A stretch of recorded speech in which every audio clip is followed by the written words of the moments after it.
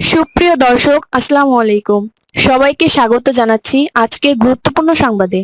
প্রথমেই জানিয়ে দিচ্ছি সংবাদ শিরোনাম, পরে বিস্তারিত। আসসালামু আলাইকুম। সারা বাংলাদেশ টানটান উত্তেজনায় আছে, টেনশনে আছে। আমি বাংলাদেশে আছি, কিছুটা শারীরিকভাবে অসুস্থ, সেই কারণে চলমান ঘটনাগুলো নিয়ে খুব বেশি নিউজ করতে পারছি না। তবে আজকের এই ঘটনাটা নিয়ে কথা না বললে আসলে না। ইনকিলাব মঞ্চের মুখপাত্র ওসমান হাদি বলিষ্ঠ কণ্ঠস্বর, প্রত্যেক রাজনৈতিক দলকে উড়াধুরা বক্তব্য দেন, যার কারণে মোটামুটি আওয়ামী লীগের তো রোশনালে আছেই, এছাড়া অন্যান্য রাজনৈতিক দলগুলোরও কিন্তু একটা বাটে পড়েছিল ওসমান হাদি। তো ওসমান হাদি গুলিবিদ্ধ হওয়ার পরেই সর্বপ্রথম যার নাম আসছিল তিনি হচ্ছেন যে মির্জা আব্বাস।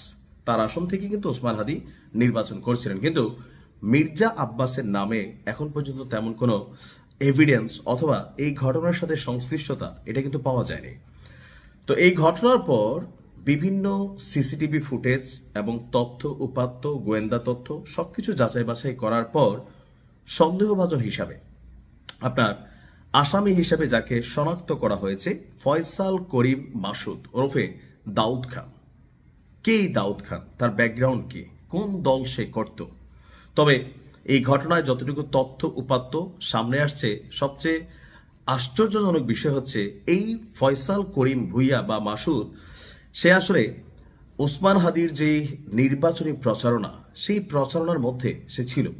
দ্যাট মিনস এটা একটা সিক্রেট মিশন ছিল, সুযোগ বুঝে তাকে শেষ করে দিতে হবে।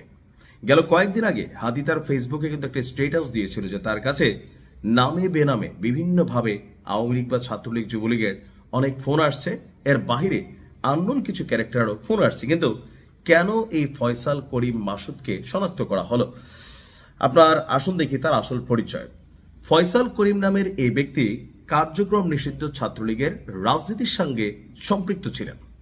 তথ্যপাত্র বলছে 2019 সালের 11ই মে কেন্দ্রীয় ছাত্রলীগের পূর্ণাঙ্গ কমিটিতে তিনি সদস্য হয়েছিলেন। পেশাদারদের যোগাযোগ মাধ্যম লিঙ্কউইনে ফয়সাল করিমের নামে একটা প্রোফাইলও আছে।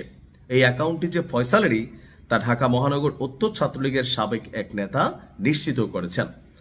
লিঙ্কডইনে আপনার ফয়সাল নিজেকে অ্যাপল সফট আইটি, ওয়াইসিইউ টেকনোলজি এবং অ্যানালিস্ট ওয়ার্ক নামক 3টি প্রতিষ্ঠানের মালিক হিসেবে উল্লেখ করেছেন। 2018 সালের জাতীয় সংসদ নির্বাচনে আসন ভিত্তিক নির্বাচন পরিচালনা এবং সমন্বয় কমিটি করেছিল কেন্দ্রীয় ছাত্রলীগ। ঢাকা 12 আসনে আওয়ামী লীগের প্রার্থী ছিলেন সাবেক স্বরাষ্ট্রমন্ত্রী আসাদুজ্জামান খান। এই আসনের সমন্বয় কমিটির অন্যতম সদস্য ছিল এই ফয়সাল করিম। জুলাই গণঅভ্যুত্থানের পর গত বছরের 28 অক্টোবর ঢাকার আদাবরের বাইতুল আমান হাউজিং সোসাইটি এলাকায় ব্রিটিশ কলাম্বিয়া স্কুলের 4র্থ তলায় অফিসে অস্ত্রের মুখে 17 লক্ষ টাকা লুটের ঘটনা ঘটেছিল। ওই মামলার প্রধান আসামি ছিলেন ফয়সাল। পরে তাকে গ্রেফতার করেছিল র্যাব। এই মামলায় গত 16ই ফেব্রুয়ারি হাইকোর্ট থেকে জামিনে বের হয়েছিল ফয়সাল করিম। জামিনে থাকা অবস্থায় তার বিরুদ্ধে ওসমান হাদিকে গুলি করার অভিযোগ এসেছে। এটা এখন পর্যন্ত অভিযোগ। আচ্ছা, তো বলা হচ্ছে যে লুটের ঘটনায় 2টি অস্ত্রসহ গ্রেপ্তার হওয়া আপনার এই ফয়সাল এত অল্প সময়ের মধ্যে কিভাবে জামিন পেয়েছে তা নিয়েও কিন্তু এখন প্রশ্ন উঠেছে। এরই মধ্যে ঢাকা মহানগর পুলিশ এবং এই সন্দেহভাজনের ব্যাপারে তথ্য দিতে সবাইকে অনুরোধ করেছেন। এছাড়া ওসমান হাদিকে গুলি করা ব্যক্তিকে ধরিয়ে দিতে পারলে 50 লক্ষ টাকা পুরস্কারের ঘোষণা দিয়েছেন আমাদের স্বরাষ্ট্র উপদেষ্টা, আমাদের যিনি আছেন জাহাঙ্গীর আলম চৌধুরী। তো 12ই ডিসেম্বর যে ঘটনা ঘটেছে, এই ঘটনাটা নিয়ে এখনো মিশ্র প্রতিক্রিয়া আছে। আপনার অনেকেই এক্ষেত্রে মির্জা আব্বাসকে দায়ী করার চেষ্টা করছেন, যদিও আমাদের আজকে দেখলাম রুহুল কবির রিজভী সাহেব তিনি আবার বলছেন যে এই ফয়সাল ডাকসুর ভিপি সাদিক ক্যামের সাথে নাকি এক টেবিলে চাও খাইছে, তাহলে এই দায়ভার কে নিবে? রাজনীতিতে এই পাল্টাপাল্টি অবস্থান থাকবে। তবে হাদির উপরে যে ঘটনা ঘটেছে, এর মাধ্যমে আওয়ামী লীগ বেসিক্যালি 2টা বার্তা ক্রিয়েট করার ট্রাই করেছে যে ভবিষ্যতে এই সমন্বয়কদের পরিণতি কি হবে এবং কি তারা যে প্রতিশোধ নিবে এটা স্পষ্ট।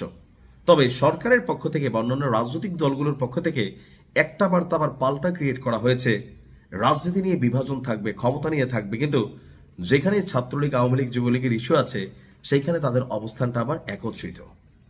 আমরাও চাই হাদিকে গুলি করা ব্যক্তি গ্রেপ্তার হোক, তার সর্বোচ্চ শাস্তি হোক। রাজনীতি থাকবে, কিন্তু প্রতিহিংসা পরায়ণ হয়ে কাউকে হত্যা করা এটা কখনোই কাম্য না। ভালো থাকুন। আসসালামু আলাইকুম।